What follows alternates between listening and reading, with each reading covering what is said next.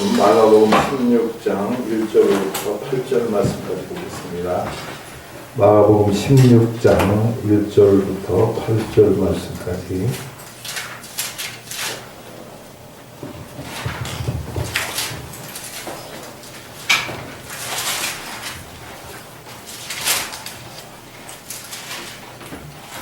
한 절씩 교독하시도록 하겠습니다. 마가복음 16장 1절부터 8절 말씀입니다. 안식일이 지남에 막달라 마리아와 야고보의 어머니 마리아와 또 살로메가 가서 예수께 바르기 위하여 향품을 사다 두었다가 안식 후 전날 매우 일찍이 해가 뜰 때에서 그 무덤으로 가며 서로 말하되 누가 우리를 위하여 무덤 문에서 돌을 굴려주리오 하더니 눈을 들어본즉 벌써 돌이 굴려져 있는데 그 돌이 신이 있더라. 무덤에 들어가서 흰 옷을 입은 한 청년이 우편에 앉은 것을 보고 놀라매 청년이 이르되 놀라지 말라. 너희가 십자가에 못 박히신 나사렛 예수를 찾는구나. 그가 살아나셨고 여기 계시지 아니하니라. 보라 그를 두었던 것이니라. 가서 그의 제자들과 베드로에게 이르기를 예수께서 너희보다 먼저 갈릴리로 가시나니 전에 너희에게 말씀하신 대로 너희가 거기서 배우리라 하라 하는지라. 여자들이 몹시 놀라 떨며 나오며 무덤에서 도망하고 무서워하여 아무에게 아무 말도 하지 못하더라. 아멘. 예수님께서 이 땅에 오셨는데 우리가 사도신경에서 아까 고백했듯이 동정녀 마리아에게서 낳으시고 그런 말씀이죠. 동정녀라고 하는 것은 남자를 가까이 하지 않은 여자, 그러니까 남자와 관계를 하지 않은 처녀, 그거를 가르쳐서 동정녀라고 하는데, 예수님의 어머니는 마리아는 남자와 결혼하기 전에 예수님을 낳았다는 거예요. 그러니까 이것에 대해서 세상 사람들이 말도 되지 않는 이야기다, 그렇게 얘기를 하죠. 세상에는 암수가 있습니다. 동물이 됐든 식물이 됐든 모든 것이 다 암수가 있어요. 근데 그 중에서 특별히 암수가 없이 그냥 있는 그런 환영동물이라고 하는 것이 있는데, 지렁이는 암수가 없습니다. 그래서 지렁이는 한 마리 자체에 자웅, 암과 수가 다 들어있어요. 그래가지고 암눈과 순눈이 같이 이렇게 뭐 결혼을 하고 이렇게 짝짓기를 하고 그래서 새끼를 낳는 것이 아니라 그냥 자체에서 새끼를 낳는 그런 특별한 경우에 동물들도 곤충들도 있지만은 그 외에 모든 것들은 여러분 다 암수가 있습니다. 식물도 마찬가지예요. 그래서 우리 집에 지금 꽃들이 많이 펴갖고 지금 왕보리수가 이만하게 컸더라고요. 그 다음에 그 오미자가 또 많이 그냥 이렇게 주렁주렁 달렸고, 그 다음에 앵두가 또 이렇게 맺혀 있는데, 그게 하우스 안에다가 이렇게 겨울에 보관을 했더니 너무 일찍 꽃이 핀 거야. 그 너무 일찍 꽃이 피면은 수분을 할 수가 없어요. 때가 돼갖고 날이 따뜻해져서 꽃이 피면은 벌이 날아오고 나비가 날아와갖고 이곳에 앉았다 저곳에 앉았다 다니면서 꽃가루를 묻혀서 숯꽃가루를 암꽃가루에 이렇게 묻혀줌으로 해서 그게 수분이 돼서 열매를 맺히게 되는데, 안에 하우스에다가 겨울에 놔뒀더니 너무 일찍 꽃이 핀 거야. 그러니 벌이 있습니까? 나비가 있습니까? 곤충이 있습니까? 없잖아요. 그럴 때는 어떻게 해야 됩니까? 인공 수분을 해야 되는 거야. 그래서 제가 붓을 갖다가 꽃가루를 이렇게 묻혀가지고 숯꽃가루를 묻혀갖고 암꽃에다 묻혀주고 막 그랬더니 지금 왕보리수가 이렇게 달렸어요. 앵두도 달렸어요. 그리고 오미자도 주렁주렁 달려있고, 감나무가 키도 요만큼 작아요. 그런데 거기에 감꽃이 2개가 딱 있더라고요. 그래서 이제 그 모든 열매에 있을 때에 숫꽃과 암꽃이 있어서 그것이 수분이 돼야 열매가 맺히고, 동물은 암놈과 순놈이 있어서 짝짓기를 해야 후세, 2세를 볼 수가 있는 것이 세상에 돌아가는 이치입니다. 그런데 세상의 이치를 깨버린 사람이 있습니다. 그게 누구라고요? 바로 예수님이라고 하는 거예요. 전에도 제가 말씀을 드렸습니다마는 아담과 하와의 피를 물려받은 사람은 다 죄인이라고 했어요. 내가 나쁜 일을 하고 죄를 짓지 않았어도 조상으로부터 물려받은 그 죄가 있기 때문에, 그 죄가 내 속에 흐르고 있기 때문에 우리는 죄인이라고 하는 것이에요. 아담이 하와와 함께 에덴 동산에서 하나님이 따먹지 말라고 하는 에덴 동산의 그 선악과를 따먹고 났잖아요. 그래서 선악과를 따먹고 난 뒤에 죄가 세상에 들어온 거예요. 그런데 이 아담과 하와가 자녀를 낳아서 가인과 아벨을 낳았잖아요. 그리고 가인과 아벨이 쭉쭉쭉 자녀들을 지금까지 나와서 지금까지 세상에 많은 사람들이 이렇게 있는데, 그 아담의 피를 물려받은 모든 사람은 아담이 죄인이기 때문에 다 죄인이라는 거예요. 그것을 제가 비유해서 말씀드렸죠. 조선시대 때에 상놈의 집안에 태어난 사람은 아버지가 상놈이기 때문에 자녀는 무조건 상놈으로 태어나는 거예요. 양반 집에 태어난 자녀는 아버지가 양반이기 때문에 그 자녀가 못났던 뭐 바보였던 병신이었던 그런 거 상관하지 않고 양반이 되는 거예요. 그 똑같은 위치로 아담이 죄를 짓고 나서 아담의 피를 물려받은 모든 세상의 사람들은 다 죄인이라는 거예요. 그런데 이 죄로 인해서 죽어갈 수밖에 없는 사람들을 구원하시기 위해서 이 땅에 오신 분이 바로 예수님이라고 하는데요. 마태복음에 보면 여자가 잉태하여 아들을 낳으리니 그 이름을 임마누엘이라 하라 그랬어요. 임마누엘이라고 하는 말을 들어서 해석을 하면 하나님이 우리와 함께 하신다, 그런 뜻입니다. 그래서 예수님이 우리와 함께 하시기 위해서 이 땅에 오셨고, 예수님이 이 땅에 오셔서 십자가의 죄를 지고 돌아가심으로 말미암아 그 죄가 예수님의 죄가 아니고 우리의 죄를 짊어지셔서 우리의 죄를 용서하시기 위해서 십자가에 달려 돌아가셨다는 거예요. 그날이 바로 언제냐 하면은 어저께 그저께 금요일 날이라는 거예요. 금요일 날. 금요일 날 예수님이 십자가에 달려 돌아가셔가지고 거기서 물과 피를 다 흘리시고 돌아가신 겁니다. 그리고 돌아가신 지 3일 되는 아침, 바로 오늘 주일 아침에 예수님이 부활을 하시게 되었습니다. 그 부활한 사실을 기록해 놓은 말씀이 아까 읽은 성경의 마가복음 16장 1절부터 이렇게 쭉 나와 있는 것을 우리가 볼 수가 있습니다. 안식일이 지남에 막달라 마리아와 야고보의 어머니 마리아와 또 살로메가 뭐라 그랬어요? 가서 예수께 바르기 위하여 향품을 사다 두었다가, 예수님께 왜 향품을 발라주려고 합니까? 이스라엘 나라에서 사람이 죽으면 돈 많은 사람들은 그 시체에서 냄새가 나지 않게 향유를 갖다 향품을 발라주는 그런 관습이 있었어요. 그래서 이 세 여인이 예수님의 시체에 향유를 바르기 위해서 이른 아침에 일어나고 예수님의 무덤을 찾아가는 거예요. 예수님의 무덤은 어떻습니까? 우리나라와 무덤과 차이가 있어요. 이스라엘 나라의 무덤은 돌무덤입니다. 돌을 파가지고 종이를 파갖고 그 안에다가 시체를 안치를 하고 그 다음에 이 입구에는 큰 바위돌을 갖다가 막아놔가지고 짐승들이 와서 시체를 해치지 못하도록 이렇게 하는 그런 장인의 관습이 이스라엘에 있는 거예요. 그래서 예수님이 이제 금요일날 돌아가셔가지고 그 아리마대 요셉이 자기가 죽으면 장사 지내려고 파놓은 돌무덤 속에다가 예수님을 갖다가 안치를 해놓은 거예요. 그리고 주일날 오늘 아침에 세 여인이 예수님이 돌아가셨으니까 우리가 예수님의 시체에다가 향유를 발라주자. 향품을. 그래서 냄새가 나지 않게. 송장 냄새가 얼마나 지독합니까? 여러분 송장 냄새 맡아보셨죠?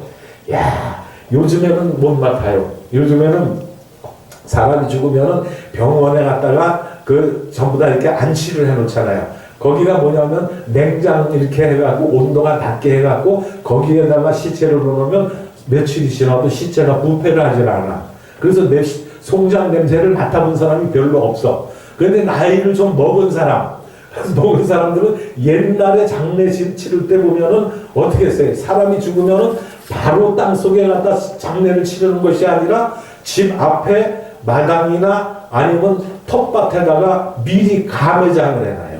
그래갖고 옛날에는 장례를 치를 때 돈 많은 부잣집에서는 일주일 장도 치르고 12일 장도 치르고 막 그랬잖아요. 요즘 같으면은 일주일이나 12일을 갖다가 시체를 갖다 놔둬보세요. 다 썩어서 냄새가 난단 말이에요. 그렇기 때문에 미리 갖다가 밭에나 아니면 마당에 이렇게 묻어놨다가 이제 장례날이 되면은 그 시체를 다시 꺼내갖고 본 무덤에 갖다 묻는 그런 관습이 우리나라 장례식에 있다는 얘기입니다.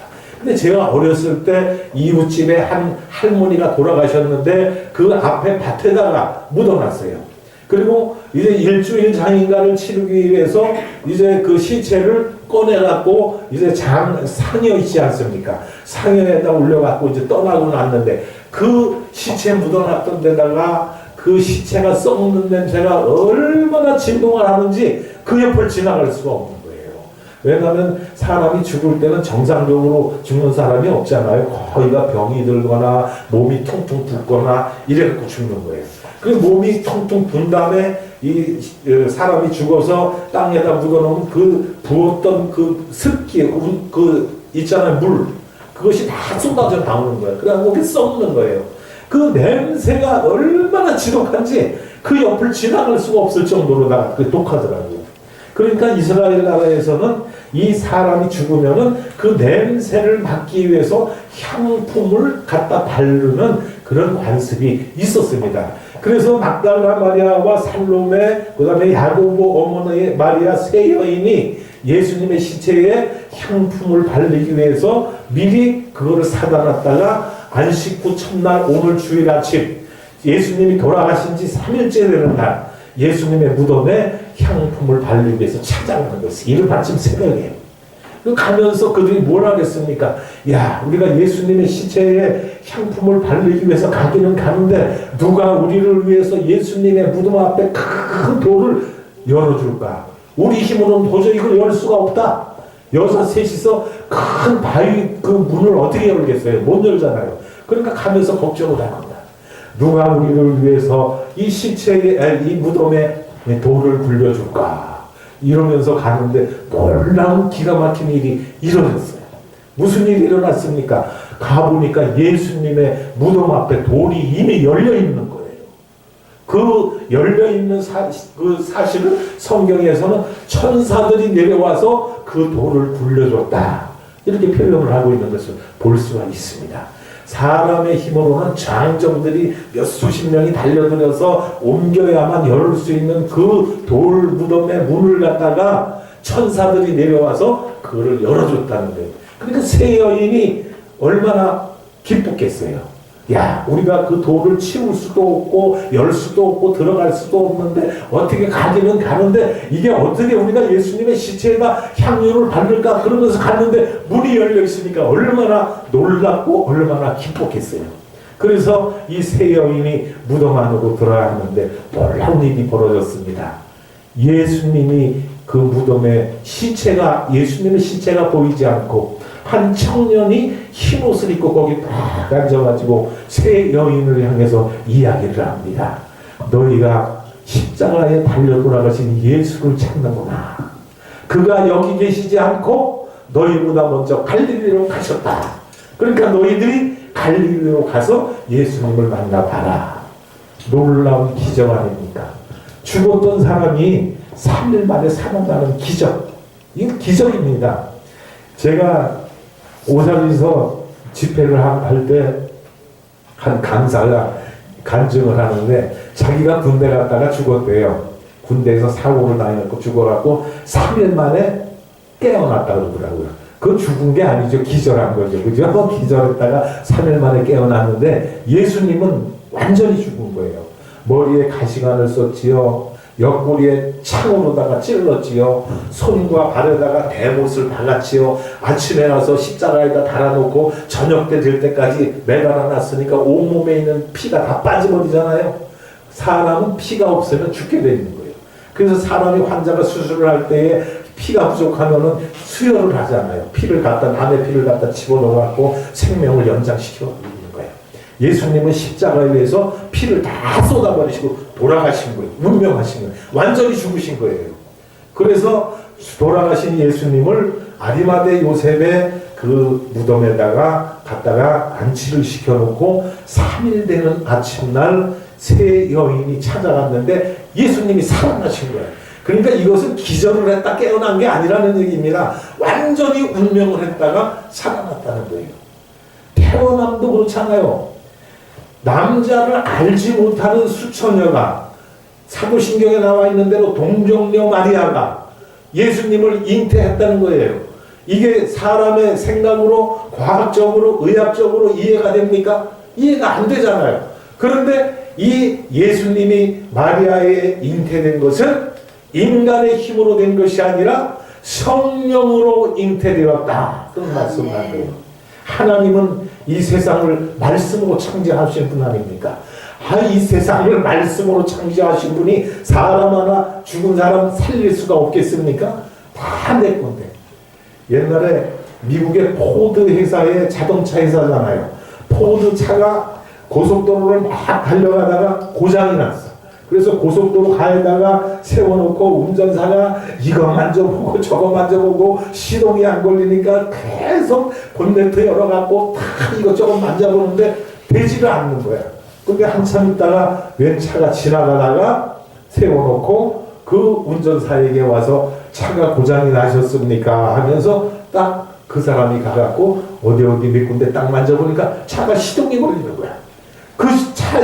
그 차를 고쳐준 사람이 누구냐? 포드 회사의 회장이었어요. 포드 자동차를 만드는 회사의 회장이기 때문에 자동차의 그 모든 원리를 다 아는 거예요. 그렇지 않습니까? 그 자동차를 만드는 사람이기 때문에 소리만 들어도 어디가 고장이 났구나. 우리가 아기를 낳으면 아기 우는 소리만 들어도 배가 아파서 우는 건지 몸이 아파서 우는 건지 여러분 어머니들 아기를 낳아서 길러보면 다 알잖아요. 그렇잖아요. 우는 소리만 들어도 얘가 아파서 우는구나. 아니면 얘가 배가 고파서 우는구나. 다 알아서 그걸 처리해 주는 거예요. 자동차가 고장이 났으면은 그 자동차를 일반 사람들은 모르지만은 자동차를 만든 사람은 그 자동차가 왜 고장이 났는지를 알 수가 있는 거예요. 그래서 그 회장이 자동차를 고쳐줘서 운전사가 그 차를 끌고 다시 갔다는 그런 얘기가 있습니다. 세상에 사람을 창조하신 하나님이 사람의 모든 목숨을 다 관장하시고 사람이 죽고 살고 태어나고 병나고 하는 모든 것들을 우리 하나님은 하신다는 겁니다. 아멘. 그렇기 때문에 돌무덤 속에 장사된 예수님도 하나님은 살릴 수가 있는 거예요. 아멘. 사람은 살릴 수가 없습니다. 아무리 의학이 발달되고 의술이 뛰어나다 하더라도 며칠 전에 텔레비에서 나오는 거 보니까 척추 수술하는 그런 모습들을 이렇게 보여주는 걸 봤는데 야 기가 막힌 거예요. 척추를 이렇게 수술을 해서 계곡을 벌려놓고 그 속에 뼈를 갖다 잘라내고 깎아내고 나사못을 받고 쇠를 갖다 철심을 받고 그래갖고 그 수술을 해서 끝나고 나니까 며칠이 되니까 멀쩡하게 걸어다니는 거예요 사람이. 예? 그 정도로 의술이 발달된 거예요 지금. 옛날이면 생각을 했습니까? 생각도 못했어요. 옛날에 저는 어렸을 때 보니까 우리 이웃에 할아버지 한 분이 계셨는데 완전히 꼬부러진 할아버지야. 걸어갈 때 되면 완전히 90도가 이렇게 꼬부라졌어요. 그런 할아버지가 그래도 이렇게 돌아다니는데 옛날 같으면 수술할 생각이나 했겠어요? 근데 의학이 발달되다 보니까 그렇게 꼬부라진 사람도 깎아내는데 이렇게 척추가 흰 거를 여기를 V자로 잘라내더라고. 그럼 잘라낼 만큼 쓸 거 아니에요. 허리가 쓸 거요. 근데 이게 완전히 못 쓰면 또 위에를 잘라갖고 V자로 잘라내고 또 세우도록. 그래갖고 사람을 완전히 세워가지고 나사못을 세워가지고 고정을 시키고 철심을 받고 이 수술을 끝내놓으니까 그 사람이 멀쩡하게 걸어다니는 거예요. 이거 허리를 펴가고 이 정도로 된 세상이 됐어요. 정가부 목사님도 네? 그거 수술했대. 그런데 이 하나님은 그 의사들보다 더 뛰어난 분이고 사람을 만드신 분이에요. 그렇기 때문에 사람의 아픈 것이나 사람이 죽는 것이나 사람의 모든 것들을 아시는 분이 하나님이시라는 거예요. 아멘. 그러니까 하나님은 죽으신 예수님을 살릴 수가 있다는 겁니다. 저와 여러분이 죽어도 우리가 다시 부활을 한다는 거예요. 아멘. 오늘 아침에 예수님이 부활하신 거예요. 아멘. 무덤에서 3일 만에 살아나신 거예요. 그래서 예수님이 살아나신 그 기점을 해서 우리가 기원전 기원후 이렇게 얘기를 합니다. 그래서 일반 서적에서는 잘 나오지 않지만은 이 신약 서적이나 이런 데 보면은 연도를 표시할 때 BC 몇 년, AD 몇 년 이렇게 이야기를 해요. BC라고 하는 것은 영어로다가 Before Christ. Before라는 말은 전에 라는 뜻이고 크라이스트라는 건 그리스도, 예수를 얘기하는 거예요. 그러니까 예수님이 태어나기 전에를 BC라고 그러는 거예요. 그래서 BC를 우리말로 기원전 그렇게 얘기를 하는데 기원전 몇 년, BC 몇 년, BC 몇 년도에 유대 땅에 무슨 나라가 망했고 뭐 이렇게 해서 신약 서적에 다르게 표시가 되고 그 다음에 예수님이 태어나신 후를 갖다가 AD라고 영어로 표현을 합니다. 그런데 이거를 가르쳐서 우리가 애프터 도미니 이렇게 얘기를 하는데 애프터 도미니라는 말은 그거 잘못된 것이고 원래 말은 아노 도미니 그런 뜻입니다. 이 아노 도미니라고 하는 것은 아노라고 하는 말은 전에라는 뜻이요. 후에라는 뜻이요. 후에. 그러니까 뭐냐면은 어떤 일이 있은 후에 영어로 얘기하면 위어, 해, 년 그걸 얘기하는 것이고 그 다음에 그 아노라는 것은 해를 말하는 것이고 도민이라고 하는 것은 예수를 얘기하는 거예요. 그러니까 예수님이 태어난 후를 가리켜서 AD라고 얘기를 하는 거예요. 그래서 AD 몇 년도 이렇게 우리가 부르고 있습니다. 그러니까 예수님이 태어난 것을 기점으로 해서 BC와 AD가 다른 것을 우리가 알 수가 있습니다. 이건 세상의 역사가 주님에 의해서 좌우됐다는 거예요. 세상에 부처가 태어난 날을 기점으로 해갖고 몇 년 이렇게 세상에 얘기하는 거 맞습니까? 불교 사람들은 뭐 불기 몇 년이라고 얘기는 하긴 합니다. 그죠? 그런데 전 세계에서 통용되는 그 년도는 BC와 AD로 구분이 되는 거예요. 그걸 다른 말로 얘기하면은 서기 몇천 년도, 서기 몇 년도 그런 얘기를 하는 거예요. 지금이 2022년도 아닙니까? 예수님이 태어나고 2022년이 되는 거예요, 지금. 그런 예수님이 태어난 후에 2022년이 되는 오늘 이 부활절을 우리가 맞이하면서 예수님이 33년을 세상에 계시면서 이 세상에 많은 병자를 고치셨고 많은 사람들의 아픈 것 모든 문제들을 다 해결해 주셨습니다. 그리고 이제 로마 병정에게 잡혀서 십자가에 달려 돌아가셨다가 무덤의 장례를 치르고 3일 만에 부활하신 그날이 바로 오늘 아침 새벽에 오늘 부활절이라는 게 그래서 오늘 우리가 부활절로 지키고 있는 것입니다.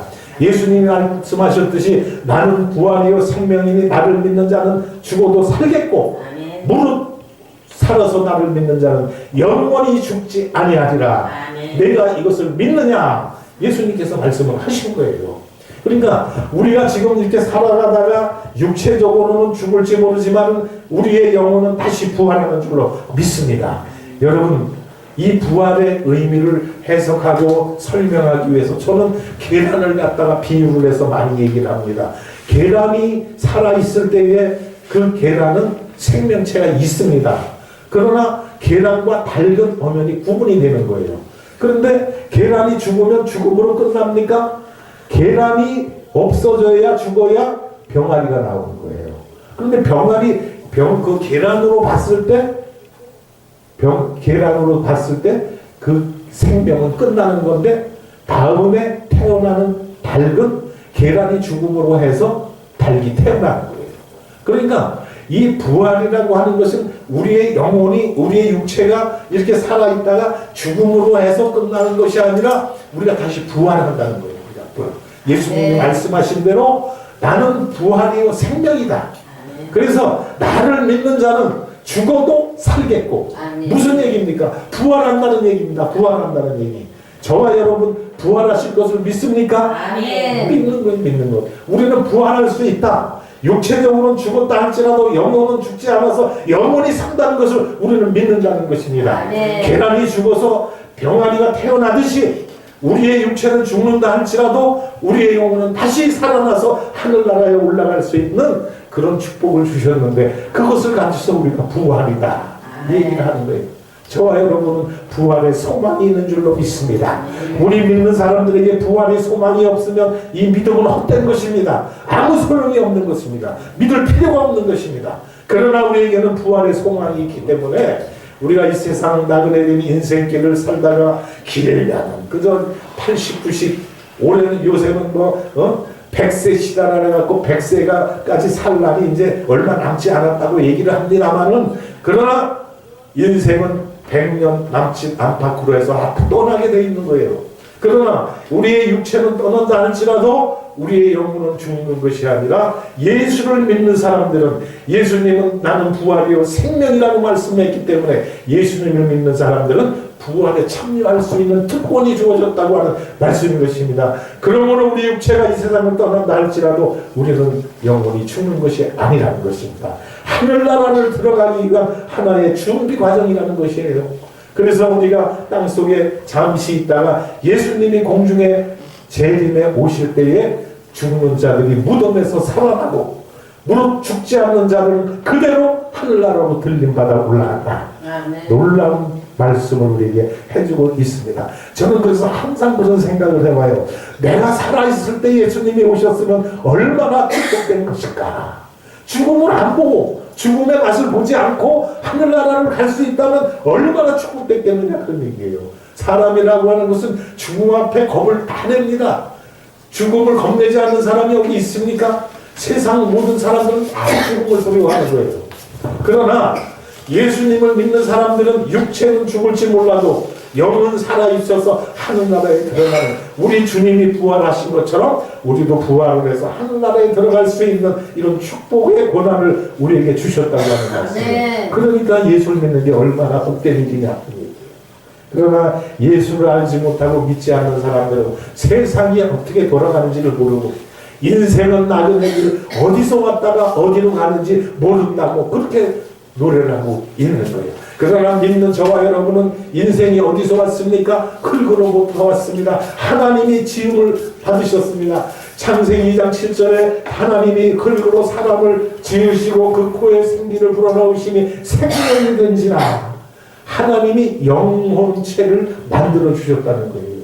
우리는 영혼이 있습니다. 그래서 우리의 육체는 죽을지 몰라도 우리의 영혼은 영원히 죽지 않고 예수님을 믿는 사람들은 부활해서 예수님과 같이 하늘나라에 들어갈 수 있는 축복을 주셨다고 하는 말씀이에요. 그 부활의 첫 열매가 예수님이 되신 것이고 이 예수님이 우리가 부활한 것을 보여주신 것입니다. 예표로 우리에게 보여주신 거예요. 그래서 우리는 예수님을 믿기만 하면 부활에 이를 수 있는 축복을 우리에게 주셨다고 하는 말씀인 것입니다. 그래서 이 세 여인이 무덤에 가서 흰옷을 입은 청년이 우편에 앉지를 보고 놀라매 청년이 이르되 놀라지 말라 너희가 십자가에 못 박히신 나사렛 예수를 찾는구나. 그가 살아나셨고 여기에 방점이 있는 거예요. 그가 살아나셨고 죽은 채로 여기에 누워있는 것이 아니라 살아났다는 것이에요. 그게 부활이라는 것이에요. 그러니까 부활이 얼마나 소망이 있습니까? 부활이 얼마나 좋은 겁니까? 죽은 사람이 살아났다고 하는 건 기적입니다. 기적입니다. 그런데 저와 여러분 기적을 가지고 태어난 거예요. 왜? 우리는 죽는다 할지라도 예수님이 다시 오실 때 부활할 수 있는 그런 권한을 가지고 있다고 하는 말씀이에요. 그러니까 예수 믿는 게 축복된 것이고 부활이라고 하는 것이 있기 때문에 우리는 복된 것이고 부활의 소망이 있기 때문에 이 세상을 살면서도 우리가 자신 있게 살아갈 수가 있다고 하는 말씀입니다. 석가모니의 무덤이 있습니다. 마호메트의 무덤도 있습니다. 공자도 무덤 속에 뼈로 남아 있습니다. 그러나 예수님의 무덤은 빈 무덤입니다.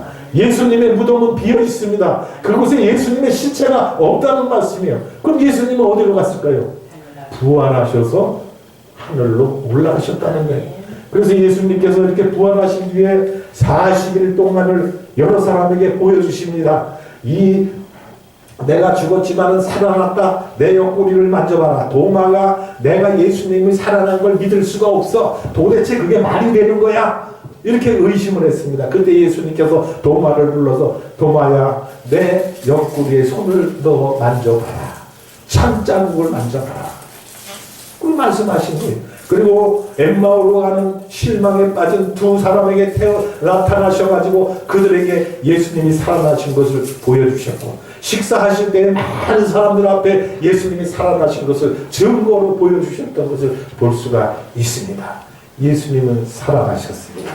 그 살아나신 날이 바로 오늘입니다. 그래서 우리는 부활절로 지키고 있는 것입니다. 기독교에 있어서 가장 큰 절기를 우리가 한다면은 성탄절, 크리스마스, 성탄절이 가장 큰 저거. 그 다음에 부활절. 이 부활절이 우리의 큰 축제의 날이다. 축제의 날. 죽었다가 살아나신 예수님의 그 부활을 우리가 기념하는 날이기 때문에 감사한 날이고 즐거운 날이고 무덤에서 살아나신 예수님을 우리가 기쁨으로 찬양하고 축하하는 날이 바로 오늘이라고 합니다. 그래서 이게 부활절이에요. 부활절. 그게 여러분 마음속에 나도 부활할 수 있다는 그런 소망을 안고 살아갈 수 있기를 축원을 드립니다. 한번 따라 합시다. 나도 부활할 수 있다. 나도 부활할 수 있다. 부활하는 거 부활하는 거 나도 부활. 내가 육체가 생명이 다 돼서 이 세상을 떠난다 할지라도 나는 부활을 할 수 있는 소망이 있다는 거예요.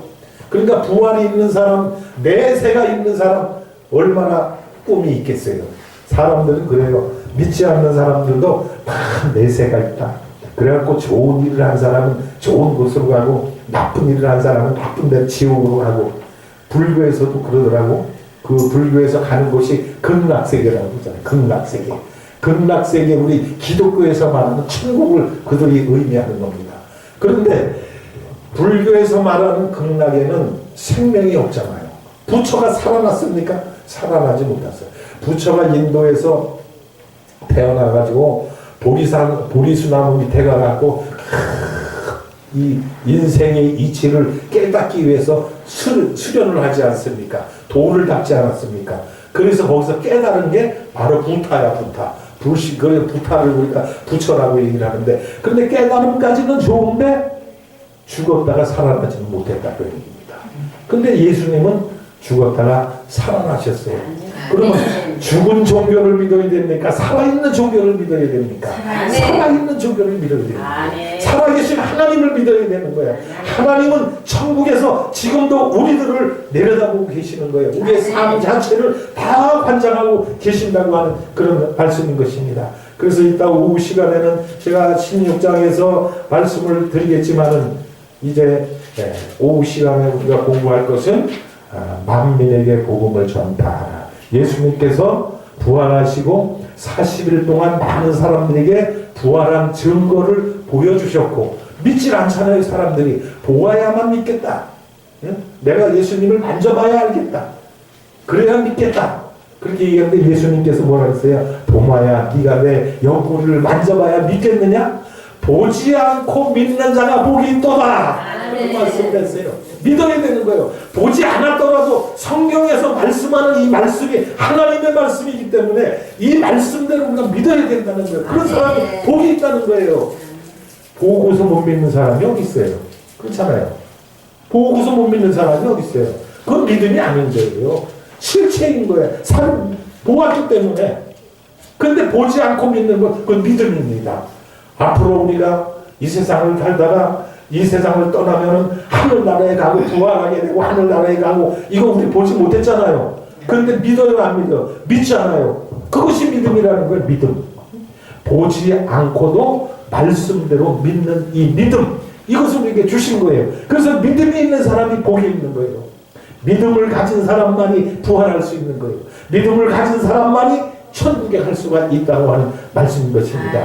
잠시 잠깐 왔다가 가는 이 세상, 나그네 인생이라고 해요. 짧은 인생이에요. 나그네는 출발하는 곳이 있고 도착지가 있습니다. 그 나그네 인생길은 짧습니다. 우리가 살아온 과거를 돌이켜보세요. 60살, 70살, 80살이 됐다 할지라도 잠깐이야, 잠깐. 뒤돌아보면 야 벌써 이렇게 나이가 먹었나.